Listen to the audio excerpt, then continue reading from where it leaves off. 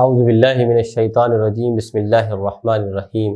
قال اللہ تبارک و تعالی فی القرآن المجید یا ایہا الذین آمنوا اجتنبوا کثیرا من الظن ان بعض الظن اسم فلا تجسسوا ولا یغتب بعضکم بعضا ایحب احدکم ان یأکل لحم اخیہ میتا فکرہتموہ واتقوا اللہ ان اللہ تواب الرحیم۔ محترم ناظرین، آج کا ٹاپک ہے تجسس۔ تجسس عربی زبان کا لفظ ہے، لیکن اب یہ لفظ اردو میں بھی استعمال ہوتا ہے اور ہم سب اس لفظ کے معنی اور مفہوم سے بخوبی واقف ہیں۔ تجسس کے اصطلاحی معنی یہ ہے کہ لوگوں کی پوشیدہ باتوں اور ان کے عیوب اور ان کے کمیوں اور خامیوں کو تلاش کرنا اور پھر لوگوں کے سامنے اس کا اظہار کرنا، اور جو چیزیں اللہ تعالیٰ نے پوشیدہ کر دی ہیں انسانوں کے عیوب میں سے اس کو ظاہر کرنا، یہ اصطلاحی معنی میں تجسس ہے۔ اللہ تبارک و تعالیٰ نے سورہ حجرات کی آیت نمبر 12 میں تجسس سے منع فرمایا۔ اللہ تعالیٰ فرماتا ہے کہ اے لوگوں جو ایمان لے آئے ہو، بچو اکثر ظن سے، یعنی بدگمانی سے بچو، اس لیے کہ بعض گمان گناہ تک پہنچا دیتے ہیں، اور تجسس مت کرو، اور تم میں سے کوئی کسی وَلَا يَغْتَبْ بَعْضُكُمْ بَعْضًا، اور تم میں سے بعض کی غیبت نہ کرے۔ کیا تم میں سے کوئی شخص یہ پسند کرتا ہے کہ وہ اپنے بھائی کا مردار گوشت کھائے؟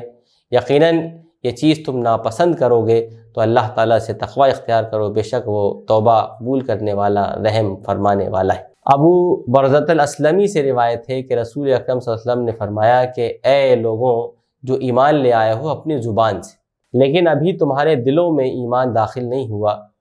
تمہیں چاہیے کہ تم مسلمانوں کی غیبتیں نہ کیا کرو اور ان کے پوشیدہ خامیوں اور ان کے پوشیدہ کمیوں کو نہ تلاش کیا کرو اور ان کی پیروی نہ کیا کرو، اس لیے کہ جو شخص کسی کی پوشیدہ رازوں کو اور کسی کی کمیوں اور عیوب کو تلاش کرتا ہے اور اس کے پیچھے پڑ جاتا ہے تو گویا کہ اللہ تبارک و تعالیٰ اس کے پیچھے پڑ جاتا ہے، اور یقیناً جس کے پیچھے اللہ تبارک و تعالیٰ، جس کی خامیوں اور کمیوں کے پیچھے اللہ تبارک و تعالیٰ پڑ جائے تو یقیناً وہ اپنے گھر میں ہی رسوا ہو جاتا ہے۔ قرآن مجید کی اس آیت میں اور احادیث رسول سے یہ بات واضح ہوتی ہے کہ تجسس ایک بہت بری اور بہت ہی بڑی آفت ہے۔ یہ ایک ایسی بیماری ہے کہ اگر یہ کسی کو لگ جائے تو پھر وہ نہ خود اپنی شخصیت کو تباہ کر بیٹھتا ہے، بلکہ وہ اپنے خاندان کو، اپنے پورے معاشرے کو پراگندہ اور فساد میں مبتلا کر دیتا ہے۔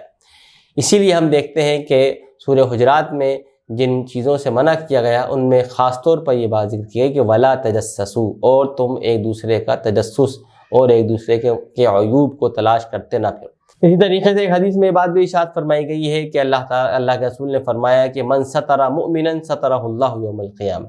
کہ اگر کوئی شخص کسی مومن کے عیوب کو چھپا لے، اس کی کمیوں اور خامیوں کو، اس کے کسی گناہ کو چھپا لے، تو اللہ تعالیٰ روز قیامت اس کے عیوب کو اور اس کے گناہوں سے پردہ پوشی اختیار کرے گا اور اس کو تمام لوگوں کے سامنے ظاہر نہیں کرے گا۔ ابن جریر رحمۃ اللہ علیہ نے اس آیت کے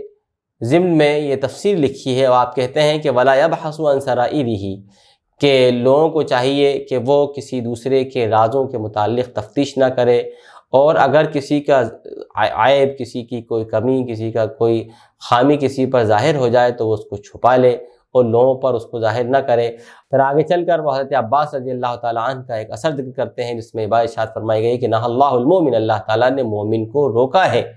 کہ وہ مومن کی پوشیدہ رازوں کی ٹوہ لے اور اس کے پیچھے پڑا رہے اور اس کو ظاہر کرنے پر آمادہ ہو جائے۔ لہذا اسی ضمن میں ہم یہ دیکھتے ہیں کہ اصحاب رسول اکرم صلی اللہ علیہ وسلم کا معاملہ کیا ہے۔ آپ دیکھیں کہ ایک شخص حضرت عبداللہ ابن مسعود کے پاس لایا جاتا ہے، اور دوسرا شخص اس کے بارے میں یہ کہتا ہے کہ یہ وہ شخص ہے جو شراب پی رہا تھا اور جس کے داڑھی سے شراب کے قطرے ٹپک رہے تھے۔ حضرت عبداللہ ابن مسعود کہتے ہیں کہ انا قد نہینا عن التجسس، اے شخص یہ بات یاد رکھ کہ ہمیں تجسس سے منع کر دیا گا۔ یعنی کوئی شخص اپنے گھر میں بیٹھ کر شراب پی رہا تھا، اب کوئی شخص جا کر کے خاموشی سے اس کے گھر میں تاکیں اور جھانکیں اور یہ دیکھے وہ کیا کیا برائیاں کرتا ہے، اور پھر آ کر کے وہ عوام الناس میں اور لوگوں کے سامنے اس کی برائیوں کو ظاہر کرے، تو یقیناً وہ شخص جو برائی کر رہا ہے سو کر رہا ہے، یہ شخص اس سے بڑا جرم کر رہا ہے اور معاشرے کے اندر اس شخص کو بدنام کر رہا ہے، اور اس شخص کے متعلق لوگوں کے ذہن میں جو کچھ اچھے تصورات تھے ان کو بھی گویا کہ یہ ختم کر رہا ہے۔ تو حضرت عبداللہ ابن مسعود نے کہا کہ اے شخص یہ بات یاد رکھ کہ انا قد نہینا عن التجسس،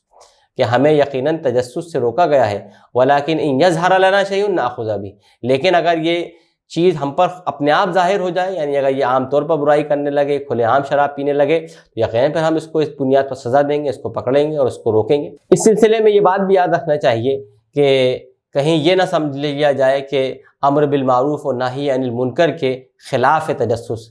تجسس کے معنی یہ ہیں کہ آدمی کسی کے پوشیدہ عیوب کو تلاش کر کے اس پر نکیر نہ کرے، جو عیوب اس کے ظاہر ہو جائیں، جو منکرات اس سے اپنے آپ ظاہر ہو جائیں اور لوگ اس پر مطلع ہو جائیں، ان پر نکیر کی جائے۔ ایسا نہیں ہے کہ لوگوں کے عیوب کو خاموشی سے ٹٹول کر ان کو نکال کر اور پھر اس پر نکیر کی جائے، اس پر واعظ کہا جائے اور اس پر لوگوں کو پھپتیاں کسی جائیں، تو یہ تجسس ہے، اس سے منع کیا گیا ہے۔ لہذا علماء نے تجسس کی دو قسمیں لکھی ہیں، ایک تو وہ تجسس ہے جو ممنوع ہے، جو حرام ہے، اور وہ اسی قسم کا تجسس ہے کہ آدمی دوسروں کی ٹوہ لے اور ان کے عیوب کو تلاش کر کے لوگوں کے درمیان آگاہ کرے لوگوں کو، اور اس کے متعلق اس شخص کو شرمندہ کرے۔ دوسری قسم تجسس کی، اس کو شریعت نے جس کی اجازت دی ہے، وہ اسلامی حکومت کے لیے ہے کہ اسلامی حکومت لوگوں کو مقرر کرے کہ وہ انسانوں کی مصالح کے بنیاد پر تجسس کرے، دشمنوں کے متعلق پتہ کرے کہ آیا اس مملکت کو کسی سے کوئی خطرہ تو نہیں ہے، یا مملکت میں ایسے عناصر تو موجود نہیں ہیں جو اس کو کمزور کر رہے ہوں، یا ایسے لوگ تو موجود نہیں ہیں جو اسلامی مملکت کے اندر طرح طرح کے غلط افکار اور غلط نظریات کو ترویج دے رہے ہوں۔ تو ایسے یعنی ایسے لوگوں کی بے خونی کرنے کے لیے یا ایسے لوگوں کو پکڑنے کے لیے تجسس کی اجازت دی گئی ہے اور اس کو شریعت نے مشروع قرار دیا ہے۔ ان آیات اور احادیث سے یہ بات واضح ہے کہ تجسس جیسی صفت